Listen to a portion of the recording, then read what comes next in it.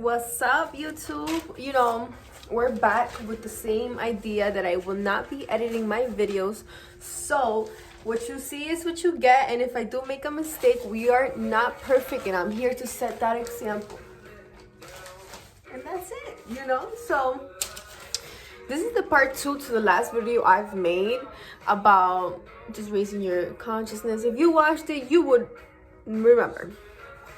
But starting with the part that I ended, it was the relationships. I did get into mommy and daddy issues in the comments, but I really didn't get into the video. And these are traumas, dudes. Like, if our parents weren't so affectionate, it will reflect in our relationships that we have now. Like, if our parents were lacking attention to us and things like that, and it would reflect into the relationships, because you would be probably needy and things like that. Like, you would be in more toxic relationships because they are reflecting the love that you were taught. We are taught how to love by the way they were treated us. If our parents unfortunately treated us unfairly, and because they were so expanded with their consciousness and close-minded in a way and did not understand another perspective, because they say when you have a children, you have to learn life all over again from your children's eyes, because you know they're giving you a second perspective to what you see, to your reality. And I don't have kids, but I know they have like a big effect on you consciously, and they are coming here with the consciousness that you have, but higher consciousness, you know. And the more the generations, the more we have to open up their consciousness, and some parents fail to do that. Hold on.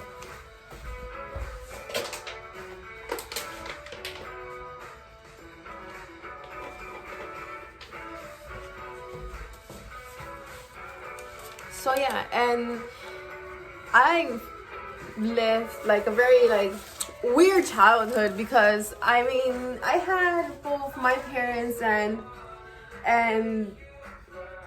I did live with them until I was like 18, 19, 20. But it wasn't the best. How can I get into it? You know, like, I love my parents and I thank them for everything they did, because I know at that moment they did what they could.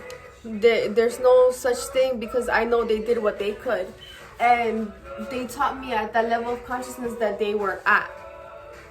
And thank you to the universe for leading me to a great path that led me to my awakening, to understand that it's not neither their fault, it's not or my fault, it's just the programming that they were passed down. The video is gonna be switching from like light to different things. I just noticed that, I don't know why. But coming back to this thing, just when somebody does something fucked up to you, as ignorant as I'm going to sound right now, for real, bro, you gotta learn how to release things with love. Like, sincerely, sit in meditation mode and be like, I release you with love.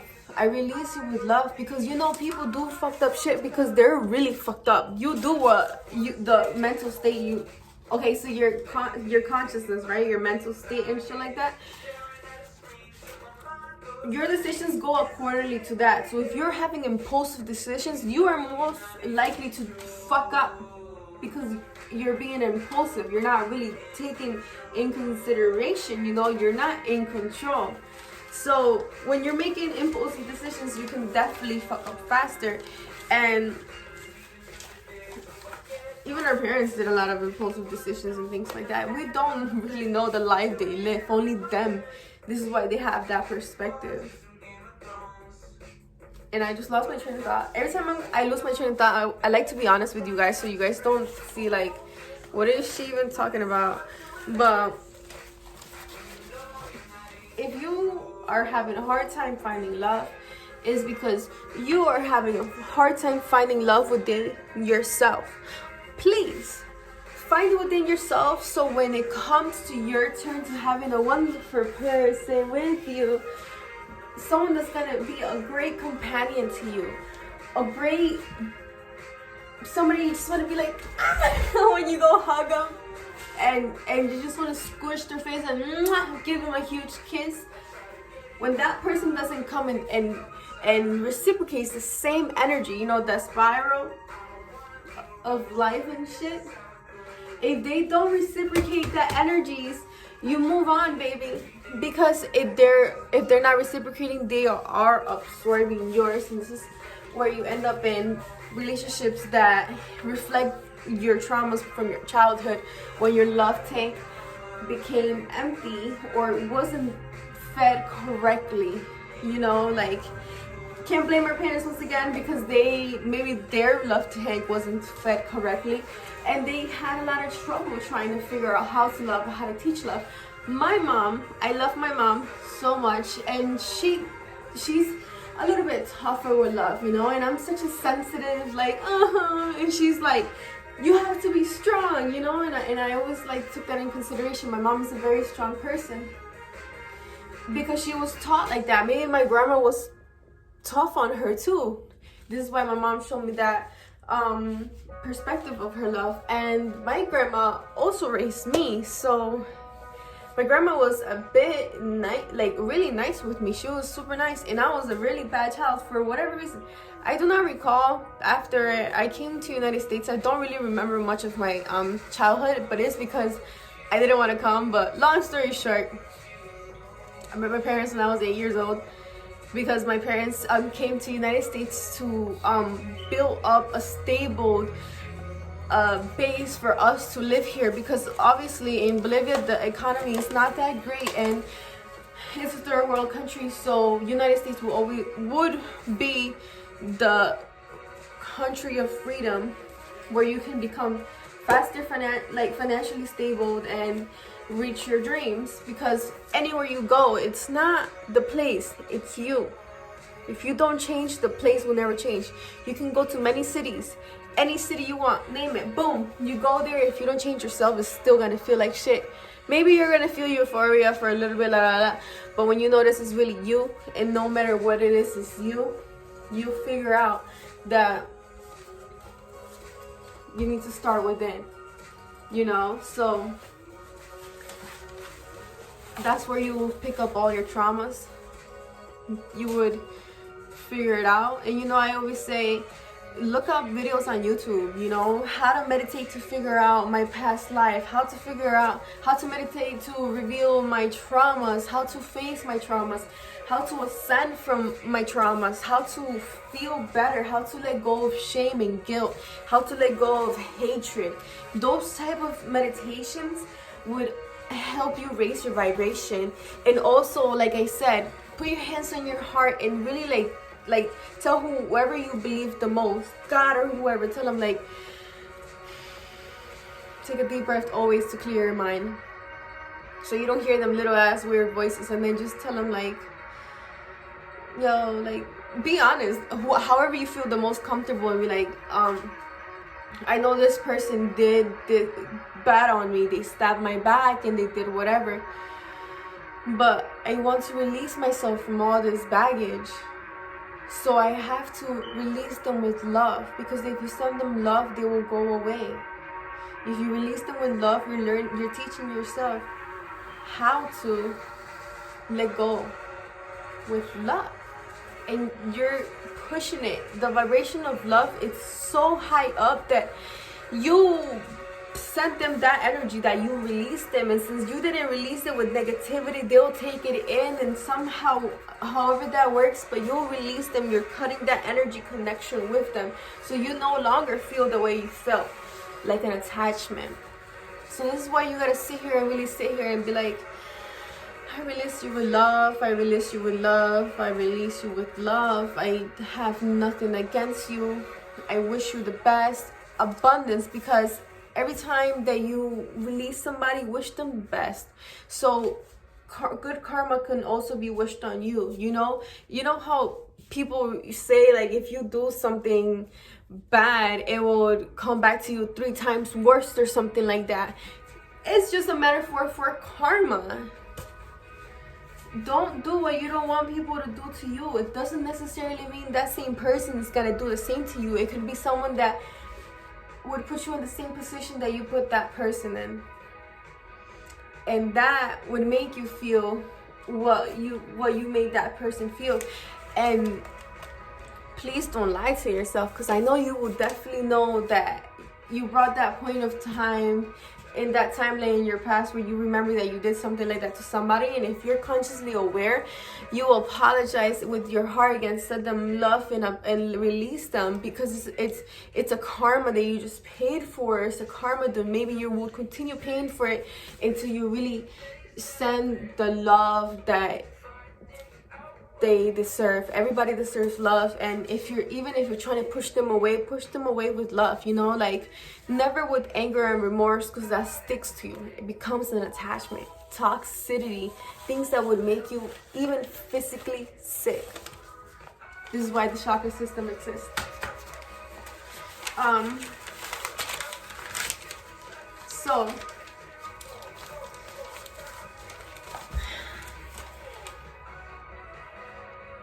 always forgive yourself for things that you do. Don't hold on to any shame, guilt, no embarrassment, nothing, because you are perfect at the state you are in. You're present, you're thankful. Now you are at that vibration and you're high up there. Now you elevate a little bit to understand and keep on moving on. So I don't know. If you really want me to babble about love a little bit more, I'll probably make another video with notes on exactly, because I read the 5 love languages, and that book was amazing. It made me really understand that sometimes I'll be super needy, like Rose, like you're so pretty and you have curves and everything, and you are so annoying, you don't have your head together, and you can be even like, you know, like I should never be like that. And I was like that in the past, and recently I even just learned that it can come back as in cycles, even stronger, to life testing you to see if you really learned your lesson. And if you know when your shadows are coming creeping up on you, you would know, because you know that's not your state. It's just a state of being. It's not really who you are. You are a light being. You are a soul. You're a spirit. What are you gonna do with that? This is a really pretty stock, you know, but your higher self, your better self, that's who you are. So once you really truly love yourself, you will figure out what unconditional love is. And if you can go and do the most and jump off a cliff for somebody, what would you do for yourself? Use the same energy to build that person that you really want to be. And if it, by all means, if you wanting to be a millionaire, why not? Money is currency, which means it's an energy, and we are energy, and we are made out of energy. So why can't you vibrate towards it? Why can't you, like, I don't know. I just heard something, so maybe my sister's here. I just be so concentrated, so any other little noise, I always catch like a noise or something, and I think this might fall out.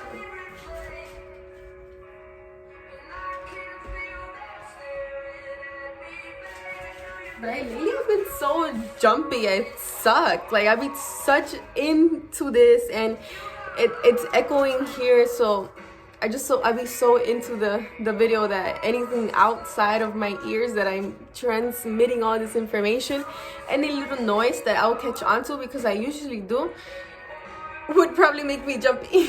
So we're humans trying to get better, and we are going to be better humans. This is true. We have to get better. Why do we live in such a shitty world, dude? Like, I just scratched my nose on camera. Sorry, I didn't mean to flick you up. It's just like Some people would probably be like, oh, you just picked your nose. Yeah. It's like, damn, did I ruin the video? I don't know. Fuck it. So now that I'm 15 minutes deep about babbling about love and shit like that, take it easy. Love is not something you rush. Love is something that is. Love is you. So, moving on, let's talk about health energy, because you know I mentioned it a little bit, and let's start with this question. Do you eat with an end in mind? Like, do you eat by thinking like, damn, I'm gonna finish this plate? And are you conscious of what you put in your body? Like, what are you eating? Like, are you eating out all the time? Are you like fast foods? Are you cooking at home? What are you cooking at home? Are you eating too much meats? Are you eating too much carbs? Are you eating too much what? Like, are you even consuming too much coffee? Because to really think about it, like, you don't really need coffee. You just need a really good breakfast. You need a really good meal. I think that's what really matters, because I've been cooking for a whole week now. Sometimes I cook for 2 days, sometimes I cook every day. And I've even been making myself breakfast, dude. And when I tell you that I no longer crave a coffee, and if you make the right breakfast that gives you enough energy, you will not even need a coffee. You will feel energized as you need to be. And also eating 30 grams of protein too would boost your energy so quick. Like, I've been eating omelets and scrambled eggs and things like that, and it really made my day different. Like taking in 30 grams of eggs in the morning just really changed my day out. My production at work, killing it, dude. And it's just, when I drink coffee at one point makes me crash. So I might get a little lazy and things like that. So I was seeing the negative effects to that short rush of energy that I needed to get up, you know. So that's why I was like, I'm about to cut the bullshit. Like, I just need a different thing, you know. Like, so I started watching this YouTube channel, this cooking channel. They're so good. They are called Pro Home Cooks, dude. They're called Pro Home Cooks, and they're two brothers, and they're super funny. They're very specific in how to do things and very passionate about what they do. This video is not sponsored, by the way. I'm just showing love because they are really good, and they inspired me to cook at home, and they have really good recipes. Like, I've been cooking ¿cómo se dice?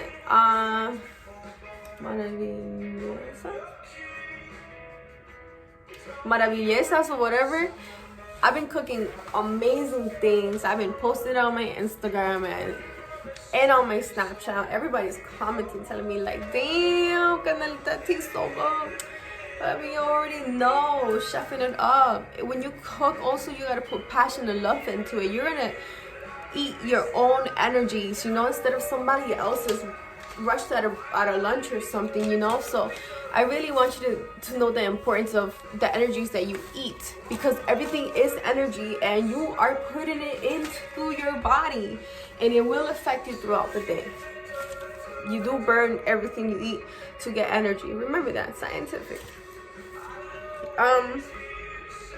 So when you eat, does it improve, or does it like affect certain areas of your life? You gotta really think about it. How are you eating? Because I bet you if you eat fast food every day, you're probably gonna end up sick with a stomach virus or something. And energetically, they're not the best foods to eat as well. So you have to eat high vibrational foods in order to be more high vibrational, which would be like vegetables, and you are a high vibrational being, so you should cook your own foods to have that high vibration in your system. So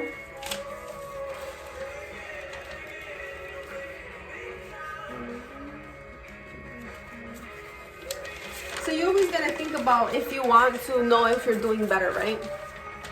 Are you healthier than what you were 3 months ago? Think about that. If you feel worse than what you were 3 months ago, then you are not doing something correctly. If you feel better than what you were doing 3 months ago, you're doing good. So continue with the routine, continue with the cooking at home, and feeding yourself better vitamins and energies and foods and boosting up your protein, whatever you want to call it. It's just you trying to get better and just digesting all of that good asprana really will change your day. Trust.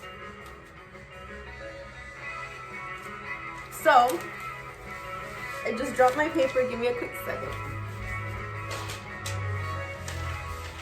Switching topics, I want to touch the topic of spiritual energy. I'm talking about every type of energy that you would consider of when you're trying to change like your way of being, your routine, and how you even feel, you know, your mental state.